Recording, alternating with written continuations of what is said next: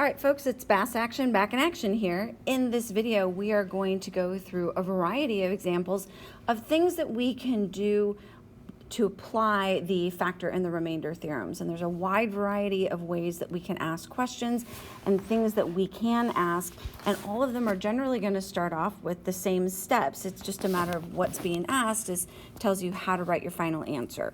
So we're going to start up here at the top, and one of the first things that we could ask you to do is to divide. Now, it's important to remember that when you're applying the factor and the remainder theorem, that the divisor is in this very particular form, this binomial, meaning two terms, and you really want the first term in that binomial to have a coefficient of 1. Although we can do our synthetic division if this is something other than a 1, I don't recommend it. There are some extra things that you need to consider if your binomial's in that form. So this one is set up just the way we would want, and we would go ahead and do our division. And when we set up our synthetic division, just a little tip that I generally suggest students do is to grab this highest degree and then write it in descending order all the way down to 0. So 3, 2, 1, 0. And it's going to help you make sure that you fill in and have every degree properly represented. So we're going to grab each of those coefficients. So a 3, a -3, a -7, and a 6. I like to do my little box like this. When we do our synthetic division, what we're thinking in our head is x plus 4 equals 0. So it's a -4 that we're actually going to do our synthetic division with. Now, when we do our synthetic division, the first value here is a 0, and we're going to add straight down to get that value below it. So I'm going to get a 3, and then I take my -4 times my 3 to get the new value for right here. So that's going to give me a -12. I continue adding straight down, so now I'm going to have a -15. Now I'm going to multiply the -4 times that -15, and that's going to give me a +60. I'm going to add straight down again, and that's going to give me a 53, and then a -4 times a 53 is going to give me a -212. I'm going to add straight down, that's going to give me a -206. Now, sometimes students, when they have done a lot of work with the synthetic division, start to get bothered by the fact that this isn't a 0. It's important to remember that this doesn't have to be a 0. Our remainder is not always going to be 0. It's just when it is 0, it's really nice and handy. Now, I do like to put a little box around that remainder to remind me that it is a remainder. Now, since we were asked to divide, that means that we need to write our answer as a polynomial. So we're going to take each of these values on the bottom row that become the coefficients of our new polynomial, and we're going to reduce all the degrees from up above. So that's going to give us a 3x squared minus a 15x plus a 53. And then we want to go ahead and write in that remainder. So we're going to write plus, then we're going to put that -206, and we're going to put it above the divisor. And our divisor in this case is the x plus 4. It's not just the -4, it's the entire x plus 4. So that would be our answer if we were asked to divide. Now, the next thing that we're going to be able to do is to actually find the zeros. Now, that's going to require them to give us something very specific, and that's going to be a hint. In this case, they're going to tell us that f of 1 is 0. So that means when I do my synthetic division, I need to get 0 in this remainder box. So we can go ahead and we can set up that division as well. And again, I always think it's a nice habit to go ahead and write that 3, 2, 1, 0, because when we go and set up this problem, you'll notice that we're missing a degree. So writing these exponents up top is going to help you ensure that your synthetic division is properly set up. So we're going to fill in those coefficients. I'm going to have a 1, I'm going to have a 4. I'm missing the linear term, so I'm going to put a 0, and then I'm going to put a -5. Again, I like to write my box like this. Now, since they're telling us straight up what value to put in, we're going to go ahead and put our 1 right here. Remember, the first value is a 0, so I'm going to add straight down. That's going to give me a 1. I'm going to multiply. I'm going to get a 1. 5, multiply. I'm going to get a 5. Add. I'm going to get a 5. Multiply. I'm going to get a 5. And I get that 0 just like I expected to get. Now, if we are finding the zeros, they've already given us one of the zeros right here. So one of the zeros is x equals 1. Then the other 0 we're going to get by utilizing this new polynomial right here. So we're going to go ahead and we're going to write that one out, similar to what we did before. So we'll have our x squared plus our 5x plus our 5. And since we want to find it 0, I'm going to go ahead and I'm going to set it equal to 0. Now, certainly we could use the quadratic formula, but as we've talked in class, that's often not the best method for a lot of students. So I'm just going to remind you how we could do the completing the square.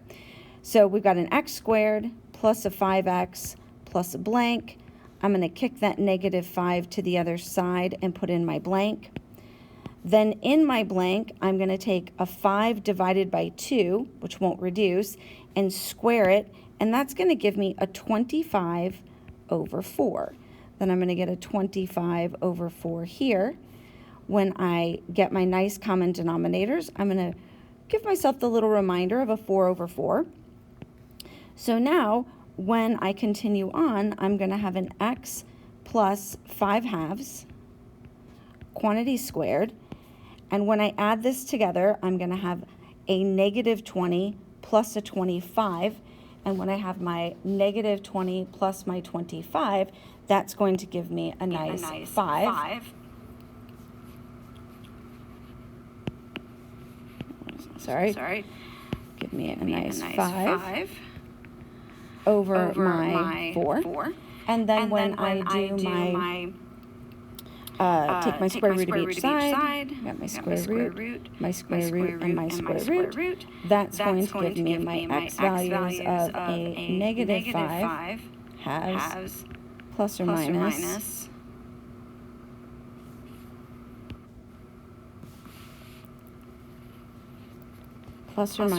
my radical 5 over 2. So that gets me my remaining 2 solutions there. The next thing that we can do is we could be asked to factor. So important vocabulary here. If it asks you to find the zeros, I want to know what does x equal. If I ask you to factor, you're going to leave it in a factored form. So let's take a look at this one that we're asked to factor. On this particular problem, I gave you a hint that x minus 2 is a factor of this polynomial. So if I take a look at this polynomial, and I know that x minus 2 is a factor, what I want you to notice on this one is I gave a hint, but I didn't really need to give a hint. So just a little bit of a clue on this one. If I've got this 2x to the 4th minus a 4x cubed minus a 10x squared plus a 20x, what I first want you to notice is that there is a GCF that you could factor out of this whole thing. So sometimes they'll give you a hint, but you don't necessarily need it, okay? So there's a temptation to jump straight into the synthetic division, but we don't actually have to on this one. I'm going to go ahead and I'm going to factor out that GCF of a nice 2x, and that's going to leave me with an x cubed minus a 2x squared minus a 5x plus a 10. Now, at this point, I also notice that this, partly from experience, I can see is going to factor by grouping.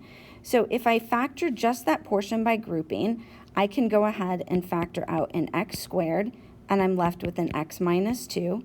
And on the second group, I'm going to factor in -5, and that's going to leave me with an x minus 2. Sure enough, there's that x minus 2 I was looking for.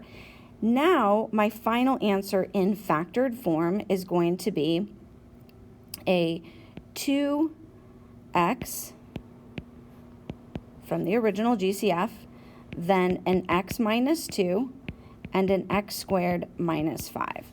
So that would be our answer in our factored form.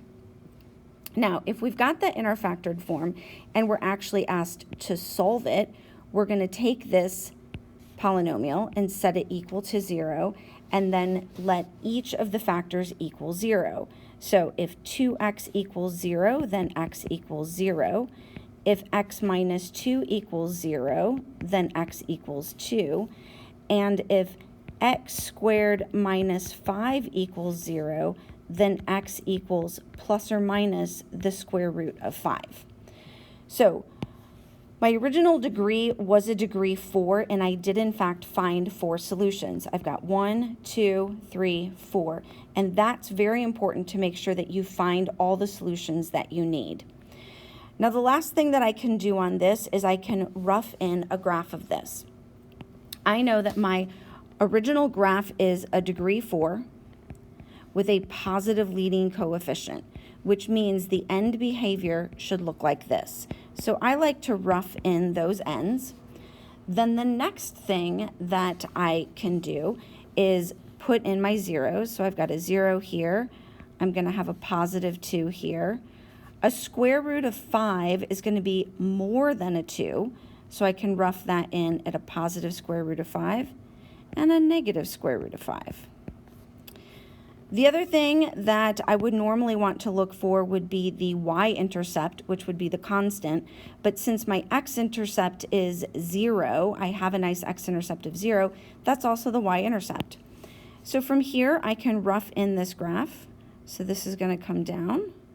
I'm going to come, I need to turn so I can go through this 0. I'm going to turn so I go through this 0. I'm going to come back up.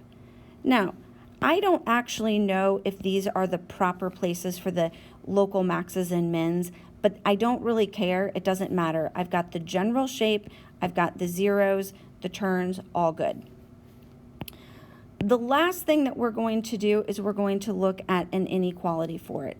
If I want to know where is this polynomial greater than 0, that means that I'm looking at this portion that's above 0, this portion that's above 0, this portion that's above 0. So my answer is actually then going to be the x values that are going to make that happen. So this portion, and this portion. Now, I do not want to actually include the zeros, so my answer is going to be written as a negative infinity to a negative radical 5.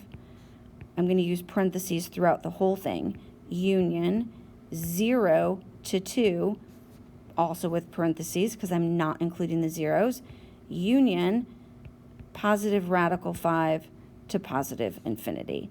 And that would be my inequality answer. Okay, there's a lot going on in here, so you might need to, look back over this and reflect and jot down any questions that you might have.